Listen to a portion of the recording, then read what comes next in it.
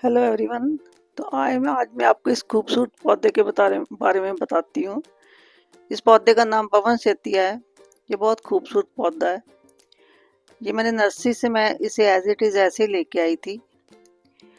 तो जब हम इसे नर्सरी से लाते हैं तो इसे दूसरे पॉट में शिफ्ट नहीं करना होता, क्योंकि हो सकता है ये पौधा ख़राब हो जाए, क्योंकि जिस एटमॉस्फेयर से ये आया होता है वहाँ पे इसको वो हमारे एटमॉस्फेयर के हिसाब से ये एडजस्ट नहीं कर पाता।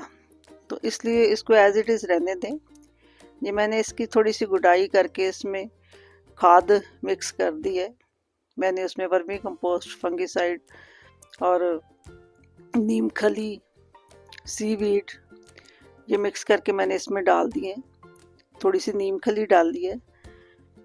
तो ये देखो, इसके पत्ते इस तरह से काफ़ी देर तक रहते हैं। ये पत्ते इसकी खूबसूरती हैं और इसको क्रिसमस प्लांट भी बोलते हैं। तो ये बहुत खूबसूरत लगता है। जब गर्मी आती है तो इसको थोड़ा सा बचाना मुश्किल हो जाता है, लेकिन अगर हम इसकी थोड़ी सी केयर करें तो ये पौधा बच भी सकता है। इसको अगर हम पौधों के बीच में रख दें, थोड़ी छांव में रखें, तो ये पौधा बच जाता है। इस पौधे में हमें पानी का भी ध्यान रखना पड़ेगा। इसमें पानी खड़ा नहीं होना चाहिए। इसकी मिट्टी इतनी पोरस होनी चाहिए कि पानी नीचे ड्रेन हो जाए, नहीं तो इसकी जड़ें बहुत जल्दी गल जाती हैं। ये मैंने इसमें सारी खाद डाल दी है। तो इस पौधे को हम फेब मार्च में दूसरे पॉट में शिफ्ट कर सकते हैं। तब इसके ये जो रेड लीव्स हैं ये भी स्पेंड हो जाएंगे। जब ये डल हो जाएंगे तो तब हम इसको हम दूसरे पॉट में शिफ्ट करेंगे, अच्छी सी मिट्टी बना के। तो अभी तो हम इसकी इस ब्यूटी को एंजॉय करते हैं। तो इसलिए जब हम नर्सरी से प्लांट लाते हैं तो उसे आते शिफ्ट करने की जरूरत नहीं होती। उनको दूसरे पॉट में आप ट्रांसप्लांट ना करें, उसको थोड़ी देर रखें ताकि वो हमारे एटमॉस्फेयर के हिसाब से एडजस्ट हो जाए। तो क्योंकि वहाँ जिस तरह से इनकी केयर की जाती है, हम ला के इनको खुले में रख देते हैं तो ये हमारे क्लाइमेट में एडजस्ट नहीं कर पाते। तो इसलिए इस पौधे को ऐसे ही रहने दें और इसमें थोड़ी लिक्विड खाद डाल दें।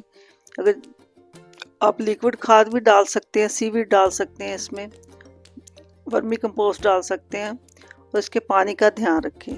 और इसे शेड एरिया में रखना होता है। इसको फुल सनलाइट नहीं चाहिए होती। तो इसको 2-3 घंटे की थोड़ी सी धूप ये मिल जो जाए इसके भाई। रेड पत्ते हैं, इन्हें अगर अगर आपके इस पौधे के पत्ते हरे हैं तो इसको आप डार्क एरिया में रखें। इसको 12 घंटे का डार्क एरिया चाहिए, और जब ये डार्क एरिया में रहेगा तभी इसके ये रेड पत्ते आएंगे। ये तो खैर मैं ऐसी नर्सरी से लेके आई हूँ, तो अभी तो ये बहुत अच्छा चल रहा है। तो इस बार मैं कोशिश करूंगी कि मैं इस पौधे को बचा सकूं। ये मेरे जरबेरा के प्लांट हैं। ये मेरे पास 5 प्लांट हैं। आपने मेरे वीडियो देखे होंगे तो तब इसमें काफ़ी फूल खिले थे। इनको भी मैं एज इट इज़ नर्सरी से लेके आई थी। तो इनकी भी थोड़ी केयर करनी पड़ती है, तभी ये प्लांट बच पाते हैं। तो ये देखें, ये सारे मेरे फूल अब स्पेंड हो गए हैं। तो अब मैंने इनमें थोड़ी सी खाद डाल दी है, इनकी थोड़ी सी केयर की है मैंने। इनके पत्ते जो सूखे पत्ते हैं या नीचे से जो पत्ते मिट्टी को टच करें उनको मैंने हटा दिया है। ये सारे पत्ते मैं हटा दूंगी नीचे से। अभी ये फूल खिला हुआ है तो अभी मैं इसको तो नहीं काटूंगी। बाकी जो सूखे फूल थे मैंने सारे हटा दिए हैं इस पे से। तब मैं इसकी थोड़ी सी गुड़ाई कर दूंगी। गुड़ाई करने के बाद मैं इसमें खाद मिक्स कर दूंगी।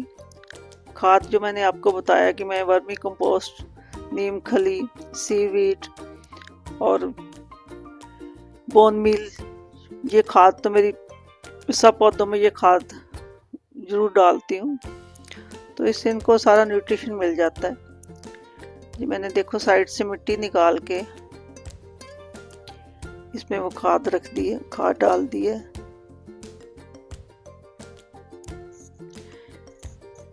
मैं कोई इतनी प्लांट एक्सपर्ट तो नहीं हूँ, ये मेरी हॉबी है। तो ये हम इतने एक्सपेंसिव प्लांट लेके आते हैं नर्सरी से, तो फिर उनकी केयर तो करनी पड़ती है। तो थोड़ा बहुत मैं यूट्यूब से इनकी देख लेती हूँ कि इनको क्या करना है, कैसे इनकी केयर करनी है, तो उसी हिसाब से मैं कोशिश करती हूँ ताकि मैं प्लांट्स को अपने को सेव कर सकूँ, उनको मैं बचा सकूँ।